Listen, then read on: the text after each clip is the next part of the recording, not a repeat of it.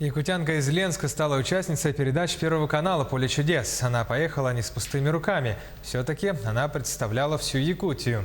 В подарок Леониду Якубовичу Юлия привезла сувенир мастера костореза Александра Захарова, картину ленского художника Владимира Стадника, «Дейбир» от Светланы Майкуновой, панно из меха оленя и кожи фабрики Сардана.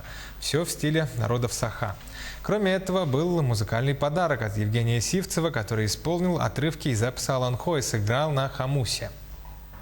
Заходишь в зал, да, видишь прекрасно этот барабан огромный, который действительно он тяжелый, очень тяжело его крутить, барабан. Все эти зрители улыбающиеся. Конечно, атмосфера замечательная. Отдельное спасибо хочу сказать нашему главе города Харунову Александру Александровичу и директору общества с ограниченной ответственностью Арарат Ваге Сачан. Побывать в Останкино, конечно, это вообще отдельный, конечно, такой момент. На стенах вот они висят, черно-белая хроника от тогда, когда еще при Советском Союзе строилось первое телевидение, и до того момента, до каких высот достигло современное телевидение в наши дни в 21 веке.